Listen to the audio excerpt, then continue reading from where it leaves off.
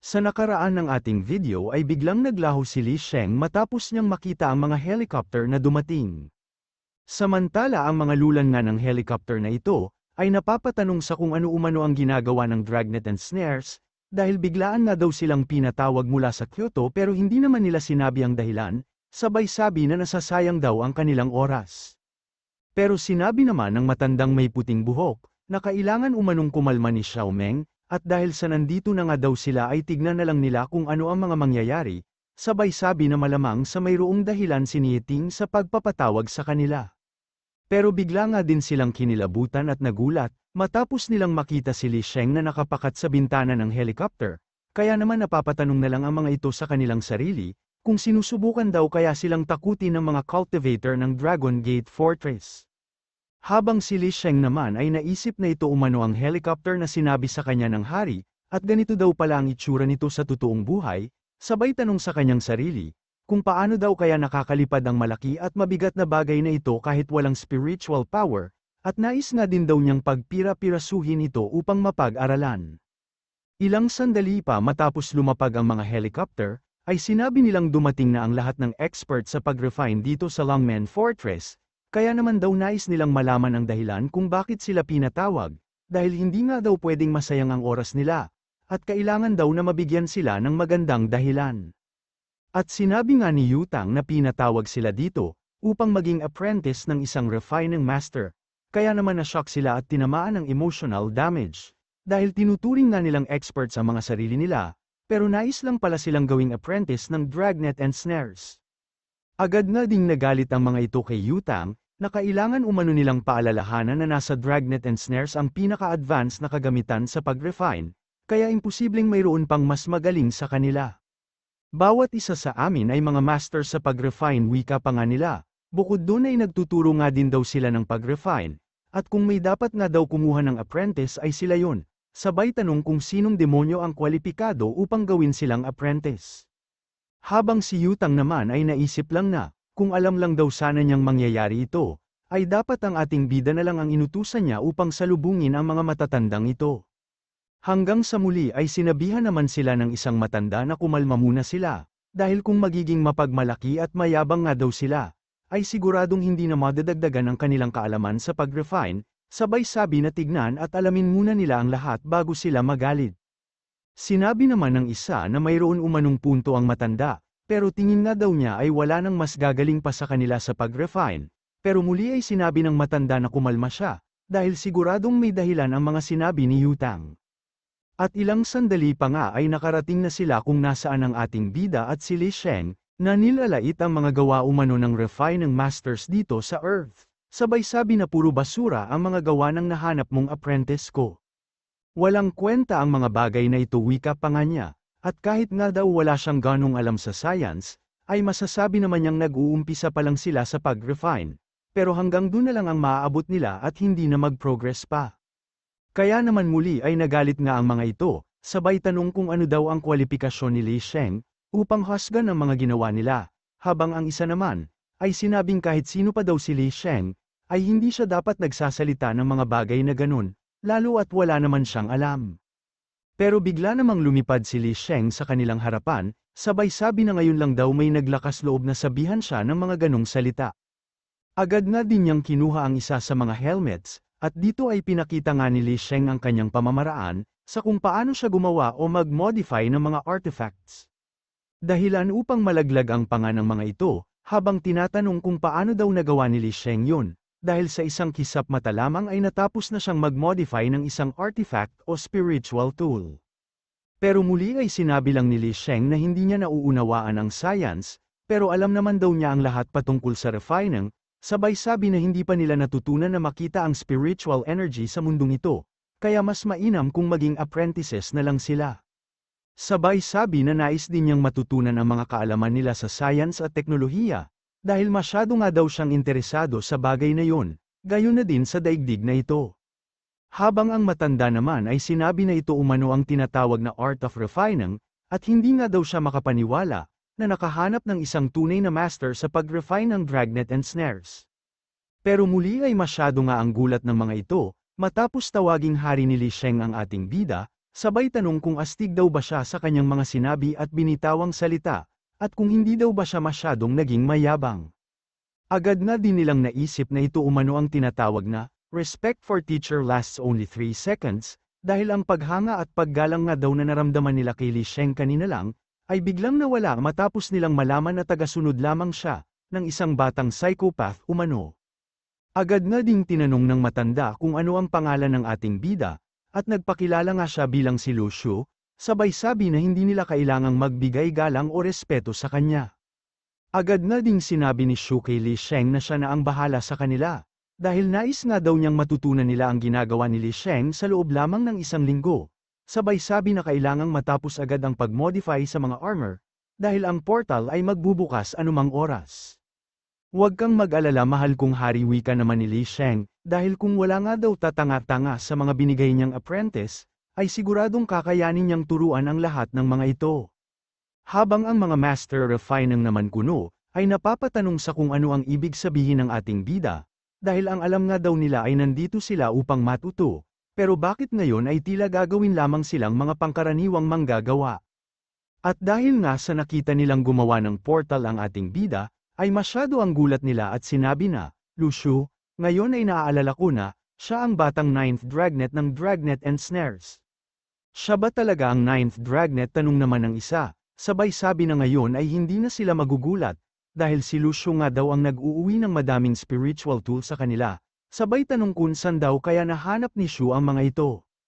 Pero sinigawan naman sila ni Li Sheng at sinabi na manahimik silang lahat, sabay tanong kung karapat-dapat daw ba nilang banggitin ang pangalan ng kanyang hari, at kung nais na ba nilang mamatay. Pero sinabi naman ng isang ito na hindi umano hari ang namumuno sa lugar na ito, isa pa ay umalis na nga daw si Shu kaya hindi na niya narinig ang mga sinabi nila. Pero sinabi lang naman ni Li Sheng na kailangan umano nilang respetuhin ang kanyang hari, tulad na lang din ng pagrespeto nila sa science at refining, kailangan nyo siyang respetuhin na kaharap man siya o hindi, wika pa nga niya. Tama ka, wika naman ng matandang ito, sabay tanong kung ano daw ang dapat nilang itawag sa kanilang senior, at kung pwede na ba silang magsimula sa pag-aaral ng refining ngayon. Dito ay nagpakilala nga si Li Sheng sa kanila, at sinabi na kailangan daw muna nilang matutunan ang basic cultivation, upang ma-improve ang kanilang mga cultivations.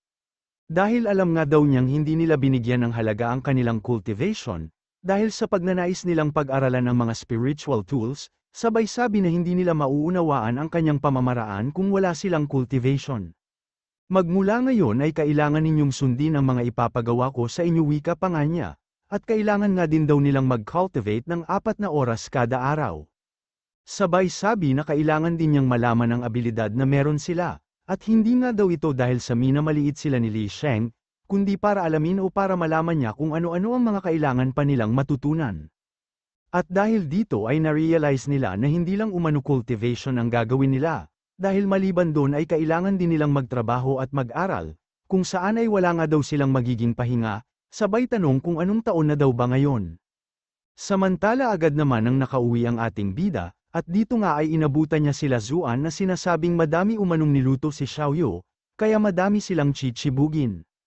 Pero bigla nga silang binigwasan ni Shu, na sinasabing puro laro na lang daw ang ginagawa nila maghapon, hindi man lang kayo tumulong sa paghahanda ng pagkain, pero pag may pagkain na sa lamesa nauuna pa kayong kumakain, ang tatapang ng hiyanyo, wika pa nga niya sa dalawa. Kaya naman agad na nagtungo sa kusina si Zuan upang tumulong, at sa paglapit nga nito sa ating bida ay sinabi niyang nagkakamali si Shu, dahil alam nga daw nilang walang kuryente at internet sa universe, kaya naman sinusulit lang nila ang paglalaro habang andito pa sila sa Earth. Wala ngang internet at kuryente dun, wika naman ni Shu, at bigla ngang sinabi ni Zuan, na narinig umano niya kay Zhang na maunlad at madaming magagandang babae sa Royal City, sabay tanong kung totoo daw ba yun, dahil umaasa nga daw siyang magkaroon ng jowa mula sa ibang daigdig. Mahirap magsalita, wika lang naman ni Shu, sabay tanong kung tigang na ba talaga siya, at kung hindi ba siya makahanap ng makaplak-plak niya dito sa Earth, madami namang babae dito sa Earth, wika pa nga ni Shu, sabay sabi na umabot na daw ng universe ang katigangan ni Zuan. Agad namang tumayo si Negrito, at sinabi na hindi daw kasi nauunawaan ng ating bida si Zuan, dahil ang mga tao nga daw pag nag-post sa kanilang Mayday, ay tinatanong nila kung saan sila pwedeng magtungo kasama ng kanilang mga jowa. Pero iba nga daw ang sitwasyon ni Zuan, dahil ang tinatanong niya sa kanyang post, ay kung mayroon ba silang marerekomendang magandang jowa para sa kanya. Kaya naman masyado ang tawa ng ating bida, habang si Zuan naman ay masyado ang galit kay Negrito, dahil parehas lang naman daw silang walang jowa, sabay tanong kung hindi ba talaga niya kayang tumahimik, at kung kailangan ba talagang sabihin pa niya ang lahat sa ating bida. Agad na nga lang ding tumalikod si Zuang na biglang nalungkot, habang sinasabi na malaki naman umano ang kanyang kargada, pero bakit daw kaya hindi siya makahanap ng jowa? Kaya naman agad na humawak si Shu sa kanyang balikat at binanggit ang kanyang pangalan, dahilan upang tanungin ni Zuan kung may marerekomenda ba siya. Pero sinabi lang naman ng ating bida, na wala umanong silbi ang malaking kargada kung wala siyang jowa, kaya naman tuluyan ang naiyak si Zuan, habang sinasabi na kahit kailan talaga ay wala na siyang magandang sinabi, with negative points syempre. Hanggang sasabihin naman ni Xiaoyu na kakain na umano sila, kaya naman agad na nagtsibugan ang mga ito, kasabay ng pagpuri nila sa mga niluto ni Xiaoyu. At ilang sandali pa nga ang nakalipas, ay binanggit ni Xiaoyu ang patungkol kay Uncle Li at Wang, na parehas umanong pangkaraniwang tao kaya kailangan nilang bigyan ng karneng ito, sabay sabi na kailangan nilang pasalamatan ang mga yon, dahil kung hindi sa kanila ay hindi sila nakasurvive. At dito nga ay naisip ni Shu, na kung hindi umano dahil sa pagbibigay o pagpasa nila ng kanilang negosyo, na pagtitinda ng nilagang itlog ay siguradong hindi niya alam kung paano siya kikita noon. Tama ka, wika nga din niya sa kanyang kapatid, sabay sabi na ito na ang oras upang magbayad sila ng utang na loob, dahil malamang sa hindi na sila magkaroon pa ng pagkakataon kalaunan, matapos silang magtungo ng Looniverse. Sinabi nga din ni Shu na ipapahanap niya ang mga yon kay Yutang, upang mabigyan nila ng mga karne at kasangkapan na tulad ng kinain nila ngayon, at sa tulong nga daw ng mga ibibigay nila, ay siguradong lalakas ang kanilang katawan at mabubuhay pa sila ng ilang dekada. Natahimik naman ang dalawa matapos marinig ang usapan ng magkapatid, at sa pag-uwi nga nila ay tinanong ni Zuan kung hindi daw ba napansin ni Negrito, na masyadong mabait at mapagbigay ang magkapatid ngayon. Una nga daw ay tinulungan ni Shu ang Dragnet and Snares, upang mapalawak pa ang kaalaman nila sa refining, kung saan ay tinulungan din daw ni Shu na ma-recover ng ibang miyembro ng Dragnet and Snares ang kanilang cultivation. Ginagawa na nila ang mga bagay na naiisip nila, at pakiramdam nila na dapat nilang gawin, wika pa nga niya, at sinabi nga ni Negrito na tila umano nag-aalala ang magkapatid, na matapos silang magtungo ng Looniverse ay hindi na sila makakabalik, at matapos nga daw nilang makasama si Shu kanina, ay pakiramdam niyang walang balak si Shu na isama sila sa Looniverse. Mukhang nag-aalala silang mapahamak tayo, wika naman ni Zuan, at mukhang bata pa din daw ang tingin ng ating bida sa kanila. Pero sinabi lang naman ni Negrito na kailangan niyang kausapin ang ating bida, sabay sabi na nahanda na niya ang lahat ng kakailanganin niya, upang sumama at magtungo ng Looniverse. Pero biglang ang nagulat si Zuan nang dumating ang isang mensahe, patungkol sa pagpapadala umano ng kanilang pamilya ng tauhan dito sa Luo City, upang sunduin si Zuan at kailangan nga daw siyang makausap ng kanyang pamilya, kaya naman agad na napatanong si Zuan sa kanyang sarili, kung bakit kailangan ngayon pa ito nangyari. Samantala sinabi naman ni Shu na maayos umano ang takbo ng pag-modify nila sa mga artifact ngayon, at dahil nga daw yun sa magaling na pagplano ni Xiaoyu, kaya naman kalaunan ay pwede na daw niyang pag-umpisahin si Li Sheng, sa paggawa ng Tide of Heaven o World Tide na espada. Pero tinanong lang naman ni Xiaoyu kung may solusyon na ba siya sa problema nila sa materials, dahil nung kinausap nga daw nila si Li Sheng patungkol dito, ay masyado ang tuwa niya at niyakap pa ang ating bida, sabay sabi na ipakita na daw ni Shu ang material sa kanya. Matagal na nang huli akong makakita ng floating gold at skyfall iron, wika pa nga niya. Kaya naman sinabi ni Shu na kailangan niyang kumalma, sabay tanong kung anong skyfall iron at floating gold daw ba ang sinasabi ni Li Sheng, ipaliwanag mo sa akin ng maayos, wika pa nga ng ating bida. Pero tinanong lang naman ito kung hindi daw ba talaga bumalik ang alaala ng kanyang hari, sabay tanong kung nais daw bang magpagawa ni Shu ng artifact, nang wala man lang siyang alam at wala ding mga materials. Pero sinabi lang naman ng napahiya nating bida, na baka mayroon umanong kapareho ang material na kailangan nila dito sa Earth. Magiging mahirap yan, wika naman Li Sheng, dahil siya man daw ay hindi niya alam kung saan makukuha ang Skyfall Iron. Dahil dati nga daw ay sinabi lang ng hari, na nakuha niya yun sa isa sa mga lugar na pinuntahan niya, habang ang floating gold naman daw, ay makikita lamang sa kailaliman ng lugar na mayroong mataas na superpower, At dahil sa nagre-recover pa lang ang Earth ay imposible silang makahanap nun. Kaya naman tinanong ng ating bida kung wala na ba talagang ibang paraan, dahil maging ang floating gold ay hindi din niya nakita sa universe, dahil kung may nakita nga daw siyang ganun ay siguradong sinimat sana niya yun. Hindi lang floating gold wika naman ni Xiao Yu, dahil ang universe nga daw ay halos walang materials na magamit, para sa paggawa ng mga bagong artifact, ang iilang minahan nga din daw ay ang mga Celestial Emperor ang namamahala, sabay tanong kung bakit kaya nagkaganon ang universe. Ano pa nga ba sa tingin niyo wika naman ni Li Sheng, sabay sabi na hindi ba at kinuha at kinulekta mo ang lahat, at lahat ng minahan noon ay sinimo mo at kinuha mo wika pa nga niya, kaya naman daw talagang hindi na magiging sapat ang material na naiwan sa universe. At dahil nga daw sa mga sinabi ni Li Sheng ay nakumpirma nito ang ilang bagay, isa na dun ang pagkolekta o pag-ubos ng dating hari sa resource ng universe, upang pahinain ang iba't ibang faction. At dahil nga daw sa alam nilang magaling magplano at metikuloso ang dating hari, ay iisang lugar lang ang pwede niyang paglagyan ng mga yun, at yun nga ay ang ruins. Yun na nga wika pa ni Shu, sabay sabi na mayroon pintuan sa bawat formation ay ng ruin, at ang pintuan nga daw na yun ay pwedeng magamit ng may hawak sa formation ay, upang muling makabalik sa loob ng ruin kung saan yun nakuha. Pero hindi nga daw nila alam kung saang ruin tinago ng dating hari ang mga kailangan nila, at maging ang mga ruin nga daw na napuntahan nila, ay tila wala naman doon ang mga materials na kailangan nila. Pero sinabi lang naman ng ating bida na kailangan umano nilang isa-isahin ang lahat, dahil ang mga formation ay nga daw ay andito pa din naman sa Earth. Sabay sabi na mamaya daw ay titignan na niya ang Mountain and River Seal, at bukas ng umaga ay agad niyang tatanungin si Yutang, patungkol sa mga nagmamay-ari ng formation ay ng ruin, pero mukhang hindi nga daw maganda ang kutob ni Xiao Yu sa mga plano ng ating bida. Samantala sa ibang bansa naman ay makikita natin ang silawit ng isang tao, at ito nga ay ang isang cultivator na nagmula ng universe, at habang sinisipat nito ang kanyang target, ay sinabi niyang ito na umano ang huli, maliban na lang kay Master at Dragnet and Snares, kung saan ay nananatili ang bagong hari.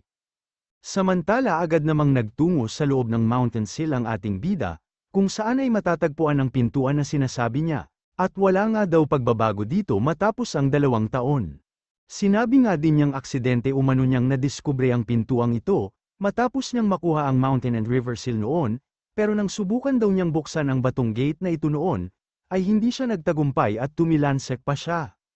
Pero ngayon ay muli nga daw niyang susubukan na buksan ang gate na ito, at agad ngang sinuntok ng ating bida ang malaking gate gamit ang kanyang kamao, na nababalot ng superpower upang pilitin itong buksan. Samantala sa likod nga ng gate na ito, ay ang ruin kung saan nakuha ni Shu ang Mountain and River Seal, at agad na ding napansin ng mga kalansay na ito ang pintuan, matapos itong magliwanag sa kalangitan ng ruin. At dito ay iniisip ni Shu na tulad umano ng kanyang inaasahan, ay tama ang kanyang nararamdaman o pakiramdam, dahil ngayong may sapat na siyang lakas at kapangyarihan, ay talagang nabuksan na niya ang malaking pintuan na ito. Agad na din siyang naglakad papasok sa loob ng ruin, kung saan habang patuloy siyang naglalakad, ay unti-unti namang naglalaho ang kanyang silawit.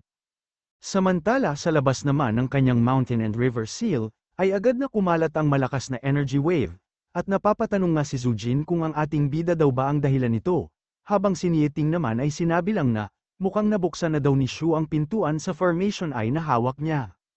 Sayang dahil wala na sa iyo ang Zenting Blade wika naman ni Zujin, na nais umanong malaman kung talaga bang mabubuksan ng mga maestro ang pintuan sa formation ay, o tanging ang ating bida lamang ang makakapagbukas ng mga pintuan.